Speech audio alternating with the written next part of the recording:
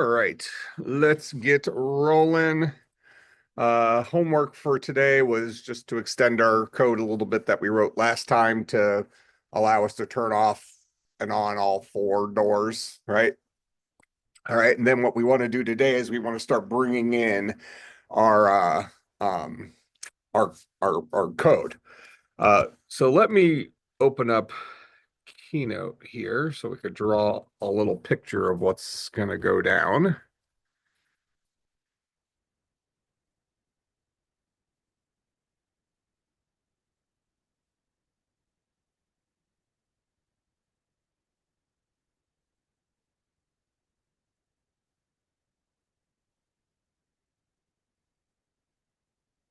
So right now we have this layer. Let's call this guy the Unity um, game interface. This is what we see. All right. So right now we see the four doors hanging there. Maybe you put walls in, whatever. But here's our visual. Okay. In the MVC thing, this is our view in model view controller. All right. Now on top of this, make this stuff green, let's say. We have our mono behavior scripts.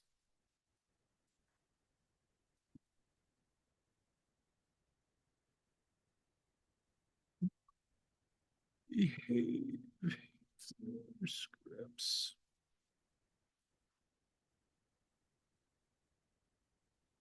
Right. And these are the scripts that allow us to manipulate.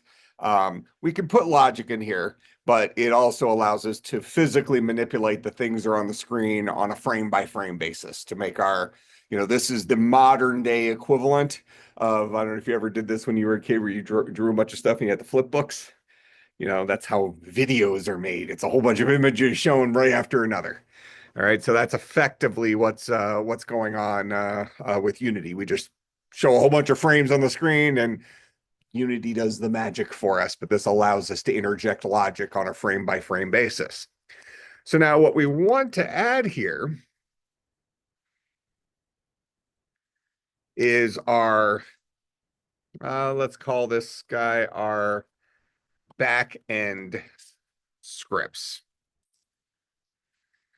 And what this is going to be is it's going to be our dungeon code and stuff like that we wrote earlier in the semester, and we were writing at the end of last term. So we have a whole bunch of um, objects we created, so like dungeon and room and exit and all these things that, at a logical level, keep track of what our dungeon currently looks like. So if we go back into, let's see, go here, we have one of those open, online GDB, my projects, this guy. Okay, so for example, we're back to our Java code here. All right, so inside of here we have this object called a dungeon that we take in a name and all this stuff. It generates a bunch of rooms for us. It puts the player in a room, all this stuff. Um, Ultimately, this gives us our representation of our dungeon. And then the way we experienced that, our view was this text-based thing where we kept telling rooms to display themselves as we moved our player from room to room to room. What we want to do is, instead of having to call a display function to display the current room you're in, we want to be able to uh, have Unity always show us the visual of the current room we're in, the equivalent of calling display. All right. So we're going to take something very similar. So for instance, here's our room class in Java, where we're keeping track of a room's name. Maybe name isn't all that important because unless we're showing it inside the Unity interface. We probably want to know about the player that's in the room. We'll keep this as single player currently. We might want to know about monsters that appear in this room. Kind of think if you've ever played the game, maybe Final Fantasy, something like that, the old school one where you would wander around and sometimes randomly you'd hit a monster and then you have to fight it, and that was the best way to power level. So you can go and beat the boss in the castle. Um, we could create that type of thing. But what we're really doing is we're replacing our user interface from this text-based thing to a visual-based thing. But the thing that sits behind that, that actually is storing our information about our rooms and our dungeons and our exits, has not changed. It's identical to what we had before. We still need to store information about the room we're in. We can then take that information and portray it on the screen using Unity. All right, so we're going to look at transitioning to that today. So let me go back to Unity here. All right, so right now, let's see, I have my room manager and I got a script inside that guy called the room manager script. Let me open up that script.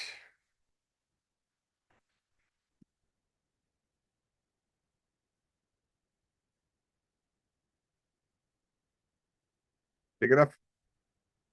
All right. So here's my room manager script. I'm keeping track of an array of doors that I want to be able to turn on and off.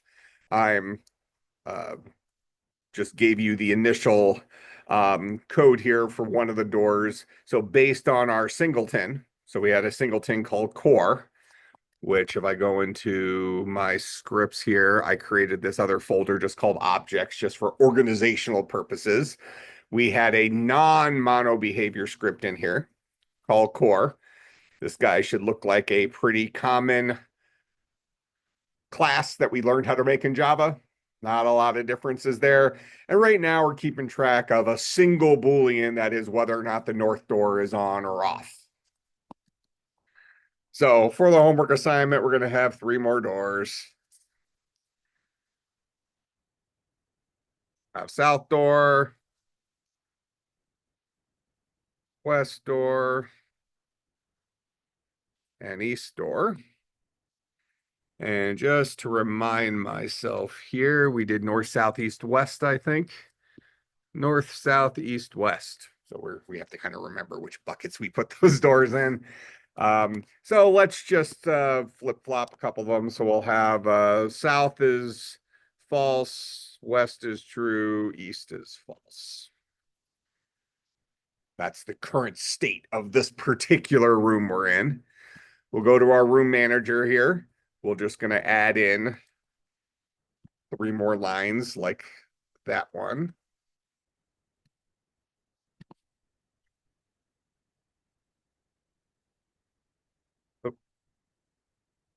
So 1, 2, 3. This is our south door, east door, and west door.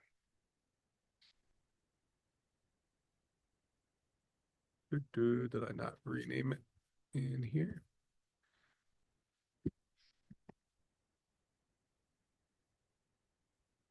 All right, so that should have been the whole homework assignment. We just added in some of the other stuff there. So right now we should have north showing and west showing, if I remember correctly what I just did 20 seconds ago.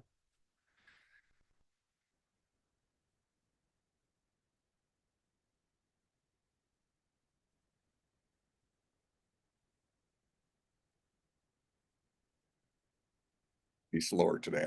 I have a large language model compiling in the background that's been compiling for like a day. So stopping it might become a problem.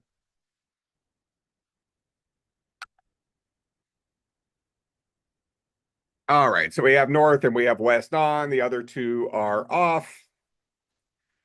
If I go in, I just start flip-flopping some Booleans inside here. There, we'll turn the south door on now.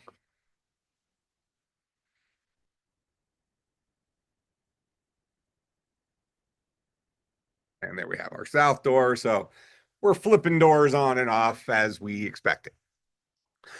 Okay, so now let's start bringing in this concept of a room, because what we're looking at right here is at the very least the starting point of my rooms have a lot of danger associated with them where you might walk off the end and fall into oblivion. Um, this is our representation of a room right here. And we want to have sitting behind this an instance of a room object that talks about this guy. So instead of our core having 4 variables for north, south, east, and west, maybe it has a single variable called cur room. This is the room we're currently in. And we can ask that room which doors should be on, which doors should be off, that type of thing. Okay, so let's kind of move towards that today. So what we're really trying to wrap our mind around today is this idea of having a front end and a back end to our code. All right, so I'm gonna, here inside my objects folder, I'm gonna create another script. Our option is mono behavior script. We're gonna call this guy room. I'm gonna open it up. I'm gonna unmono behavior it. So now it no longer calls start and update. And we have something that looks like that. I'm going to go ahead and leave Unity Engine in here for now because that's where game objects and stuff will live. And we're probably going to want our room object to be able to turn doors on and off by just asking it. So maybe internally it can hold on to those things. All right, so we have public class room. We want to have our constructor for this guy. So this is public room. And we want this guy to take in some information. So what I'm going to have them do for now, just so we might change this later, but at least to kind of connect the dots that I've just mentioned, let's have it take in 4 game objects for our 4 rooms. So I'm going to have it take in a game object called north door, a game object called south door. Actually, you know what we can do? Since our room manager holds all these things as doors, we could just take in a game object array. So up top here, we would say a private game object array called the doors. And this guy would take in a game object array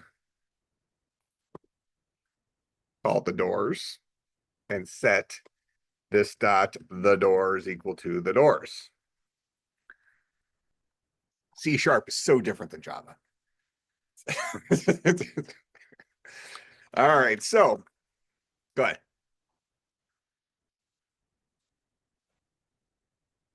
That's where I put it, but you can put it wherever you want. Yeah, Unity treats all your resources, assets as if it's like a giant bucket. So folders is just for our comfort. All right. So now we have access to the doors associated with a room. Now this is kind of a two-way street. So what we have now inside of when we create an instance of a room, what we have now is we have from inside this particular instance of room, we have this dot the doors, which is a collection of 4 real game objects that we have programmatic access to. Now we can now tell it to turn off or turn on, so on and so forth. All right.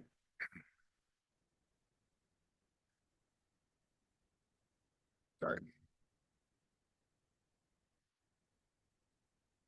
So what I'm going to do is I'm going to have maybe a function, just so we can actually see it mechanically work, is let's have a function that turns the doors on or off based on what it should be. All right, so that means that a room needs to know about its exits and where it leads. All right, so let's go ahead and let's get our idea of an exit in here. So go back to Unity. We're going to create another script inside of our objects folder.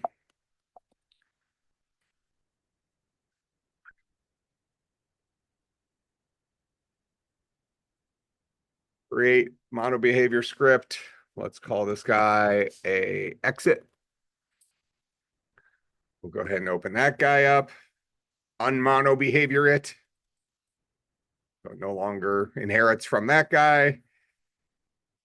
Dump our mono behavior mess. Maybe spell it better than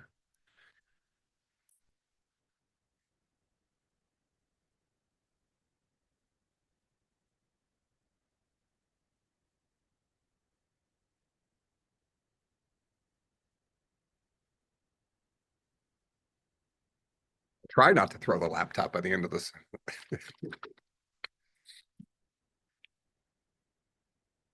All right.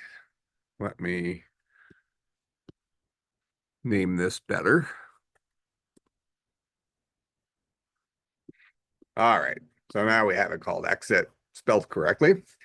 And we had previously thought that an exit has like a direction associated with it, and also has a destination that it leads.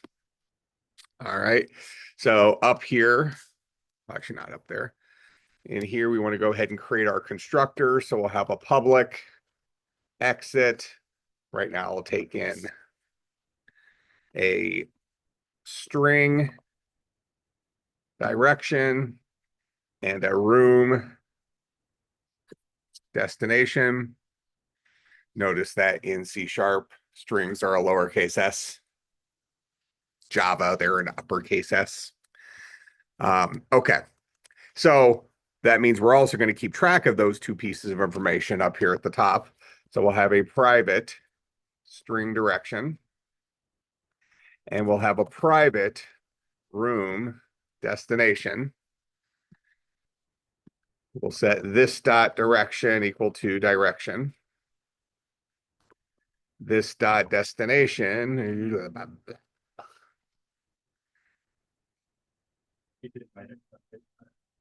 Oh, perfect.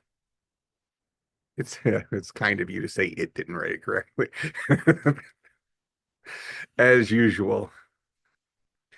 All right, so now we have destination equals destination. All right, so just building out our objects a couple different times. So now let's just go ahead and let's build a couple of things here.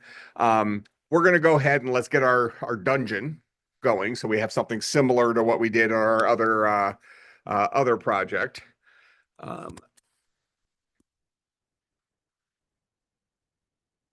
Now I won't misspell it. So we'll go back into Unity.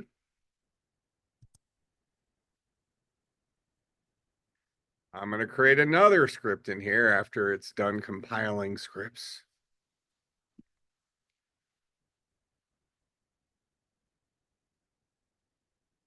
I actually think there's a way. Well, maybe there isn't a way to turn it off now since things happen in real time, but we're going to create mono behavior script. We'll call that guy dungeon. Double click it, unmono behavior it.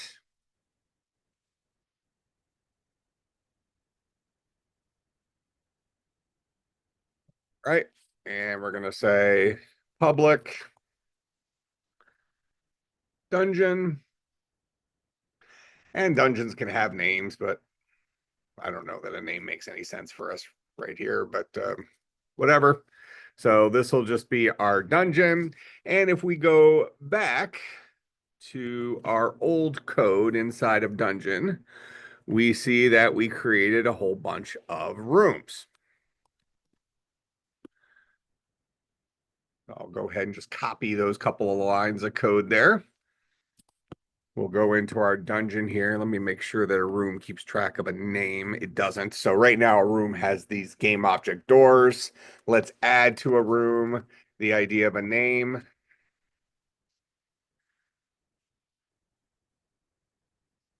So a room will take in a name as well as the doors. Name is equal to name. All right. So now inside of our dungeon, we should be able to just paste in our code here that builds our rooms. Right now, let's see. CS. It needs the name as well as the doors. Let me dump that idea. We'll set the doors later. So we want our rooms to be able to be built just in terms of the name because that's how we built them before. How we built them before. And if we want our copy and pasting thing to work, then that's what we got to do. Okay, we will be setting our doors at some point. So now we see inside of our dungeon, we are able to use the things that we had written before to create some doors, some rooms rather. So let's go back. Forget about our player for the exact moment. Forget about our monster as well. We are creating a function called add exit. So if we go and look at our room that we wrote previously, we had something called add exit that took in a direction as well as a destination and set those things. So I'm going to go ahead and let's just steal this function.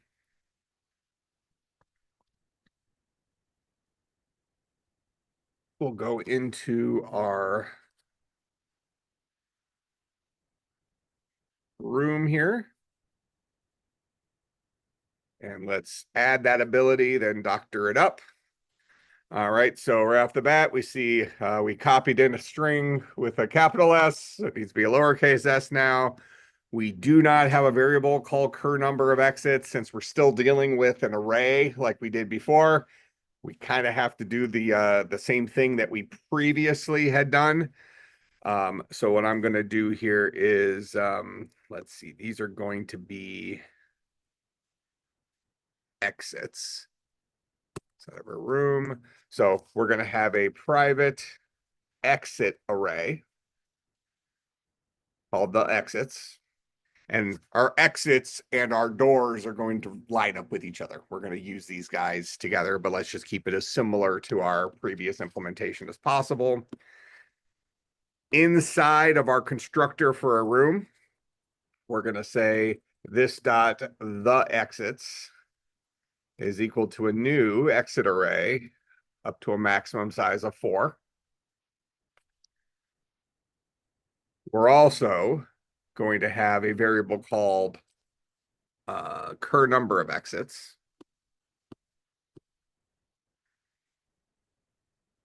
Not that there's not a better way of doing this in C#, but let's just mimic our Java as close as possible. So we'll have a private int cur number of exits. This cur number of exits is equal to 0. So we'll zero it out just like we did previously. If you go and look at our room and our constructor, well, we didn't actually do it in the constructor. We did it up top. Set it equal to 0. We could have done that here in C# as well if you didn't want to set it in there. So here we'll just steal that line so it literally is identical.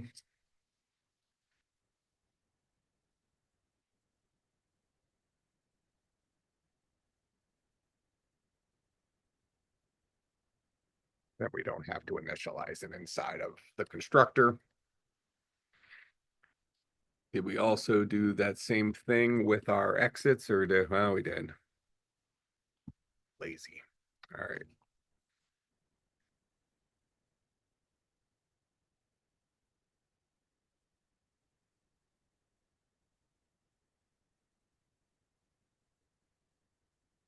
But we don't have to initialize exits in there. We're just setting the name. All right, so this is code we literally copied over from Java. And we're just reproducing the files we previously had. All right. So now for add exit, we need to send in a direction and a destination because that is what exits need to be built. We ask ourselves if the current number of exits is less than or equal to 3, then we're going to go ahead and build a new exit with a direction and a destination room. That's what exits require. Then we'll set the correct bucket. So we have this thing called available exits. Oh, that's what we call our exits. Oh, we should have that now since I copied it in. I previously had it called the exits. So we have available exits here. So we're going to set our array at bucket, whatever the current value of current number of exits is. So the first time through it'll be 0, then 1, then 2, then 3, and hopefully it doesn't get bigger than that. We protect against it getting bigger than that right here. So we can only have a maximum of 4 exits. So we'll set this equal to the exit that we just created here, and then we'll increment our number of things. Otherwise, this guy is not how you write stuff out to the console in C#. We maybe even don't even want to have stuff out to the console, but let's see, I think it's console.error write line. Very different. That's a result of a lawsuit. Lines of code like that where they could no longer use identical to Java syntax. They had to make little tiny shifts. Did you go back to exit? Nope. I thought, so when you call exit, you always have to do it in the same, you have to put the parameters in the same order as they are in the structure. So you have to hit direction then destination. Yeah. So what he's asking for those of you online is, since I wrote my constructor for exit to take in the direction first as a string, to take in the destination as a room second, whenever we build one of these, we got to pass them in that order. It's expecting them in that order. So we built a direction destination there. Did we do the same thing over here? Yep, direction and then destination. I'm not a fan of the hover over stuff. Too fancy. All right. So add exit with a couple of slight modifications is the same function as we had before. So now we should be able to add exits to rooms. So we can go back to our code over here in Dungeon. And poof, we can add all our exits.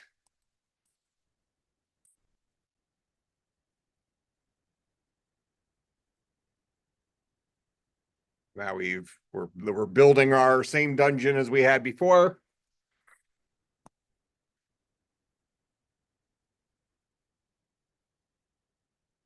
Our dungeon previously was keeping track of all of our rooms in case we were interested in that. We can decide if that makes sense for us. Let's not muddy the waters right now because I don't think we actually used that in our previous implementation. So we might bring it back.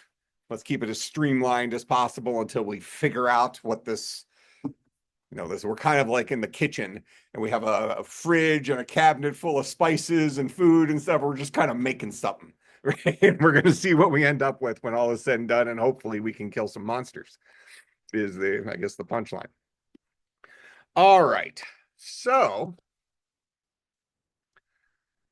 let's go back here. So now let's think about our player. Now, when we are in Unity and the game is running, we are the player, right? We no longer necessarily are reliant on there being this code behind thing, but as the player, if you think about video games that you play, chances are your player has attributes and stuff like that associated with it. So even though we are the actual player, we don't need to visually see ourselves on the screen. We could though, right? We could have an avatar, a caricature of our player on the screen, or this can be a first person thing, whatever makes the most sense for us. Because I'm not good at making things look great, it maybe will make more sense not to have a representation of our player. Doesn't matter because we're still going to have to keep track of stats and things like that behind the scenes. So let's go back to our player class. And oh, we got some random stuff. Let's just say players have a name and a current room right now. So here, I'm just going to steal all this, but we're going to dumb it down. Go back into Unity.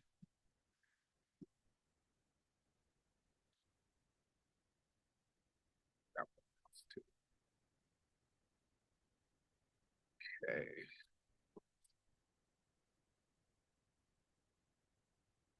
So now we're in Unity. Unmono behavior your players. You're going to find that you do that pretty often when you need to write code behind stuff inside of products. Whether it's Unity, whether it's Xcode, Visual Studio, whatever, a lot of these tools have things where they do stuff for you. And then you will have kind of your way you like doing things or whatever. So sometimes you let it generate what it's going to generate for you. Then you go and just touch it up a little bit. So, you know, we bought bread from the grocery store rather than baking it ourselves. But then we like to sprinkle what's that, like the everything bagel seasoning on top. That's pretty good stuff. All right, so we're gonna say that a player, let's go ahead and build a constructor for this guy. That is the bad thing of having Unity generate our mono behavior scripts for us. You don't get a constructor with it because mono behaviors don't have constructors that we see. They're magically instantiated behind the scenes for us. But now we have to build our constructor. So we'll have public player. We're going to say players have names. For now, we'll create our private string name. We're also going to have a private room, current room. Just like before, it probably is going to be a pretty good idea for our player to know where in the world they are programmatically. So in our constructor, we'll say this dot name is equal to name. We probably also, since we made our current room private, we want to have a setter for that guy. They're probably actually, if I let me right click, let's just see. A lot of times development tools have like a generate getters and setters thing. I would actually be very surprised if this doesn't as part of its C# plugin, but let's just go with I don't know how to do it. So, but I bet you it exists. So we're going to go ahead and say public. We want to set our current room. So it's not going to return anything. We'll say set current room. This will take our room R as a parameter. We'll say this dot current room is equal to R. So now we've taught our player to set a room. Code we've already written before, right? All right. So now we got to think about our game as a whole. Our player lives inside of Dungeon, but where should Dungeon live? So as we go through our game here, because of the way we're designing it currently, and this was really a decision that we get to make. And I'm not necessarily even saying we made the right decision. We just made a decision that seems to be a reasonable decision. You can decide how you want to generate your dungeons. What I'm doing, because my strength is not in design, is I'm taking what we've previously done behind the scenes, which is just a whole bunch of rooms linked together through exits. And I'm saying I'm going to build a representation of a single room. And then I'm going to have that room twist and turn based on the room I'm currently supposed to be in, as opposed to having multiple physical rooms that you would move into, which you could have done. So if we kind of play that out, instead of having the single room here, we could have built our map like we had that looks like a whole bunch of rooms linked to each other in our cross shape like we had, right? We could have done that. And then maybe what we do is we put triggers at each entrance so that when you bump into it, it makes your player leave the current room and go into the next room.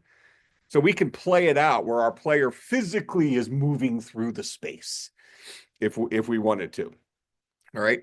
I think the way our game currently is written lends itself to this kind of approach. But the other approach really isn't any more difficult. It's just going to spend more time designing. So if you're someone who is interested in like level design, making things look good and stuff like that, by all means do it. It's not going to, I mean, it's not like you're going in a whole different direction. You're 10 collision triggers away. Just put objects in the doorways, turn the mesh renderer off, and it's a trigger. Bump into it, move your dude. All right. So you know, you can do what you want to do, but hopefully you're seeing that before long you get enough of the Unity basics under your belt that you can kind of start doing a lot of different stuff without it being this drastic change. Where things start getting weird is when you're doing a lot of like rotations with math. You use these things called quaternions, which it's really good that you don't actually have to do the math. The physics engine does it for you because nobody can do that math. Dr. Evans probably can do it, but I had a lot of math and I can't do quaternion math. Well, not anymore. At some point, I probably had to do it on a test, but that exited a long time ago. It's gone. All right. So we have to decide, since our room exists right here and our entire game in terms of what we've rationalized right now exists as a single scene, right? We launch our game. We're not moving from scene to scene to scene. Maybe eventually we'll put a little launch screen on there so you get to see how we can move from one scene to another. As you might imagine, it's like one line of code. But we're not, every single time we exit a room and go into another room, we're not generating a brand new scene. We're just updating the current scene to look the way we want it to look. If we decide we're not happy with that approach, we can just make them into different scenes and create instances of them or whatever. Okay. Another thing you can do for those of you who are designing, who decide you want to do your rooms as a you actually want to build out your map, is build your room once, make it a prefab. So we could put all of our ground and doors and all that stuff. We can put it into a single empty game object, drag that into prefabs, and now we have a room that we can just drop into our scene wherever we want and just plug your rooms right next to each other and make your map look however you want it to look. All right. So since we're doing everything inside of a single scene, a single room, we could instantiate all our stuff inside of the room manager. We can have our dungeon when it first comes into consideration or first comes into existence. We can have our dungeon go ahead and create an instance of, or I'm sorry, our room manager create an instance of dungeon. So go back into our scripts here. We see that what is a dungeon? Well, it's a class called dungeon that takes no parameters and just does all our stuff. So nothing keeps me from going into room manager here, which is a mono behavior. And inside of start, I can go, well, actually, let's do it up top here. I can say private dungeon, call it the dungeon. And then inside of start, we'll say this dot the dungeon is equal to a new dungeon. So we'll create our instance of our dungeon, just like we would have done in Java. And by creating this instance, calling this constructor that takes no parameters, we come in here, it expects no parameters, and it does all of this stuff. Okay? So now inside of Room Manager, and now this exists in our game, right? Because that Room Manager is a script that's hanging off this empty room or empty game object right here. We have this script over here. And right now we've just drug some our physical doors, our visual door. we've drug our visual doors over here so we have access to them programmatically. All right. So we'll do that in Room Manager and we'll come back and do something with Dungeon. All right. So since our whole game is in one scene, Room Manager doesn't go away between scenes. Imagine what if every single time I went into another room, I had a brand new scene. Well, now all of a sudden you get a brand new room manager each scene. Well, that means your dungeon resets to a brand new dungeon, its current state.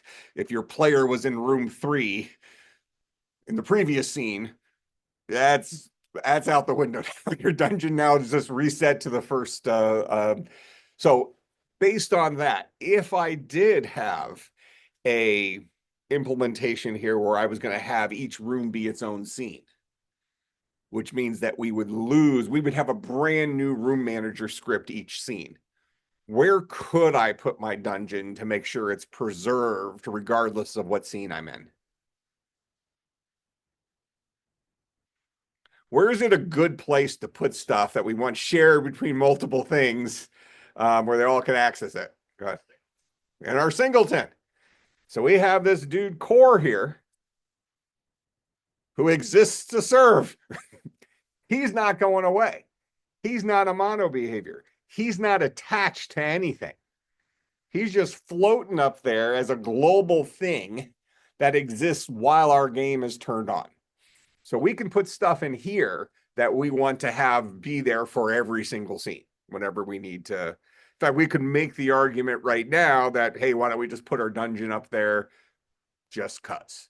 We never know when you might need to access the dungeon from another part of your program. If you remember what I had said when we first talked about singletons, is a problem with singletons sometimes is the idea that because they're convenient, it's kind of shockingly convenient how you could just say, oh, well, I need access to this, so let's just throw it in this file and poof, it works. It's easy to abuse. It's easy to just kind of throw everything in there, especially for a beginning programmer where you're always running into errors.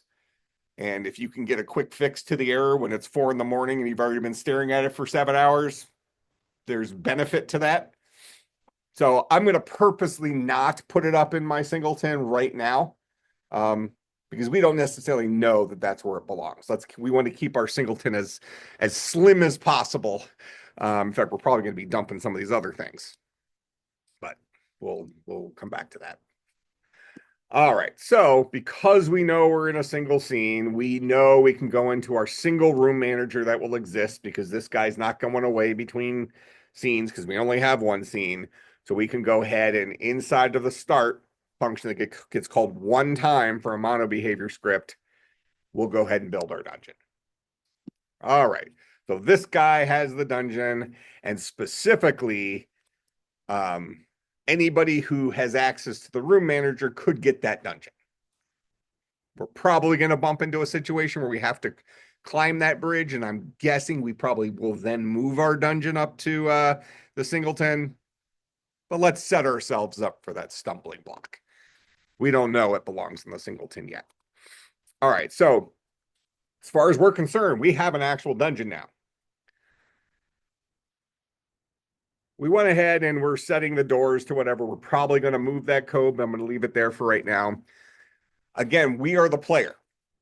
So that means at some point when that dungeon first comes into existence, we want the player to get put into that dungeon. Now, it's completely reasonable that we're going to be having to access our player from all sorts of places. So I think it is okay for us to go ahead and make the assumption that our player can live in the singleton. So I'm going to go into core here. I'm going to put it at the top since we're probably going to be changing those things. I'm going to create a public player, the player.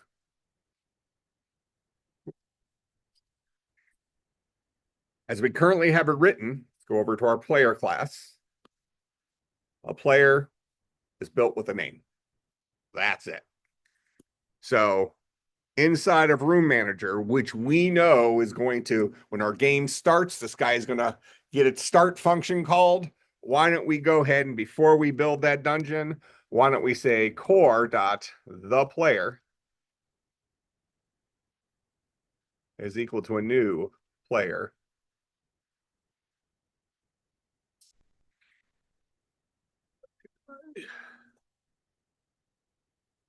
Oh, where am I? You can do it. Public player, the player, save it. Common mistake that I make often. So that guy's needs to be saved. So now it does need to be static. Thank you. So just like these guys were static, we need to make this static for the same reason as in Java. If we want it to be owned by the class core, so we can access it by saying core.thePlayer, we need to make it static. Otherwise, we would have had to create an instance of core. All right.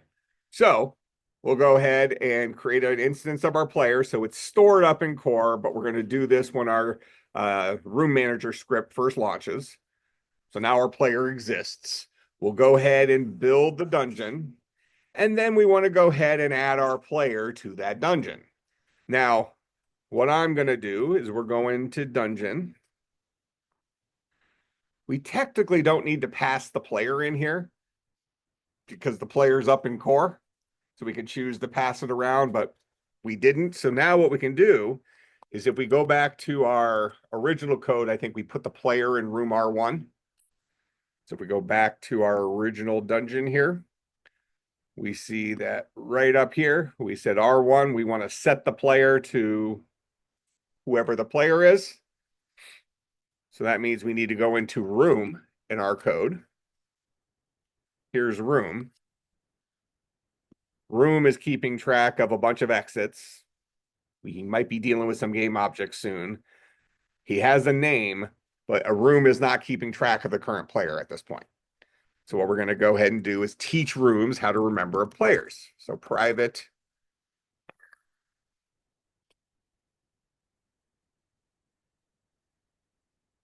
player, this guy, the player.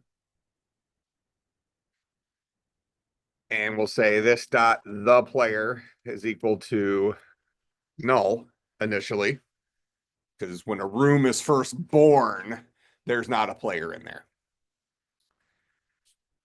Then we'll go ahead and create a function, public void set player.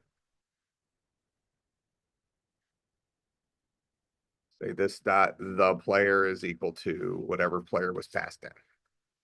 All right, so let's pause it here. What I want to do at the beginning of next class is, and I'll probably share it with you before that, so you have the code if you want to try to catch up with this.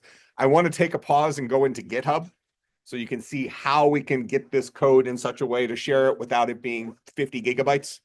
Okay, so I'll send you a link with GitHub stuff in it, and then I'm going to teach you at the beginning of next class how you can do that. All right, questions, comments, concerns, bribes.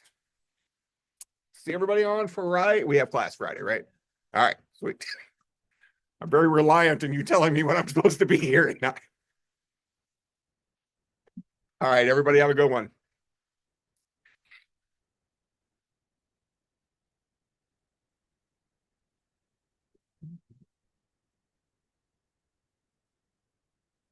Sophia, does your function need to be C++ or can it be Java, whatever? Okay, you wanted to learn it in C++. So why don't you bang on it? I'll make a point to look at my Slack later today. You can also ask probably ChatGPT to just write me a C++ function that converts a int into, well, but you were trying to use a third-party library. So I think it's kind of the same thing. But I would try to write it logically. But if you run into problems, I can just write it for you. Or like I said, ChatGPT can write that kind of thing, and then you can work backwards and learn from it.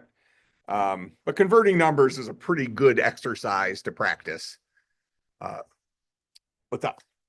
So in Visual Studio Code, do I have to import like any extensions? Because when I tried throwing in code from online GDB, like no red squiggly lines popped up, and I wasn't sure like if that's normal.